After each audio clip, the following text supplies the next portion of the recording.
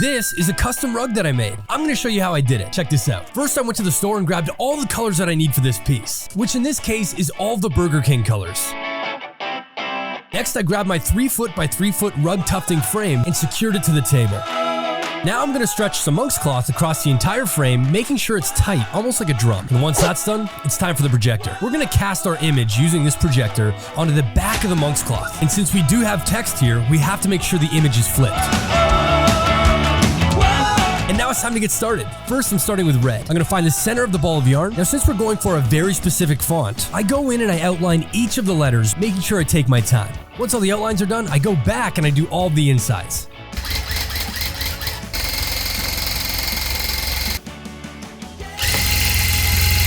Nice, now that red's done, we're moving on to yellow. So I find the center of the ball of yarn again, and I get started with the top and bottom half of this logo. Now, this image was done by the artist Reilly, and they have a whole collection of different logos as well. This one being a made-up collaboration between Calvin Klein and Burger King.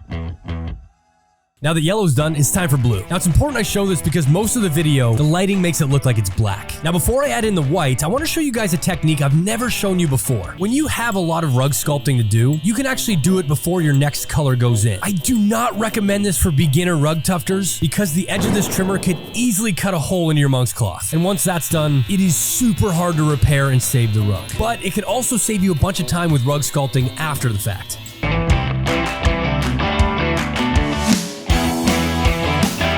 Now, since this is the background color, you're really going to start to see the font come to life.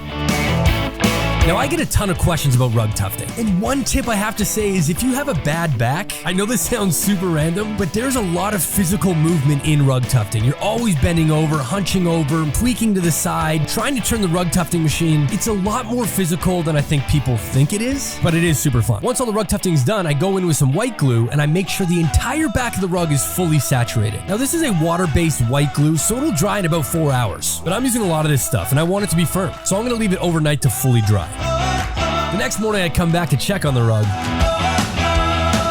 and it's dried beautifully. Now it's time to cut it from the frame, making sure to leave 1 inch of material around the entire piece. Now with that extra material, I go in and I make 1 inch relief cuts around the entire rug. Then using a hot glue gun, I fold those tabs in on itself. So for each tab, I put down some hot glue, and then I fold it in like this, going around the entire rug. This helps give it a beautiful waterfall edge. And you can see that you do need some patience for this. But you know what? You guys get it. Let's fast forward through this.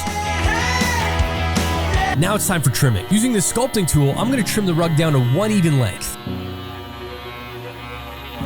Now I know I'm going to get comments saying, why are you wearing a mask in your own house? Well, during this process, a lot of microfibers are tossed up into the air, and it's so bad to be breathing that in, so yeah, make sure you wear a mask. Now it's time for the sculpting. This is a really great shot to show you what the sculpting is actually like. And you can also see all of those fibers. It's almost like I'm carving styrofoam. Oh, look at those fibers. Yeah, guys, wear a mask.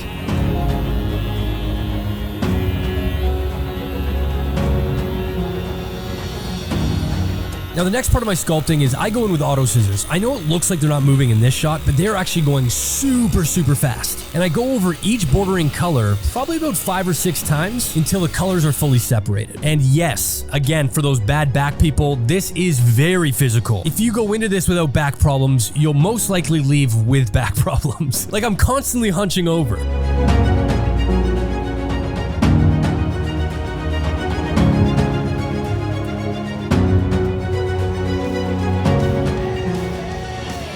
After hours of sculpting, our rug is done. Here we have a Calvin Klein Burger King rug. Shout out to Reilly for designing this logo. Be sure to like and follow for more fun videos like this. Thanks so much for watching, and I'll catch you in the next one.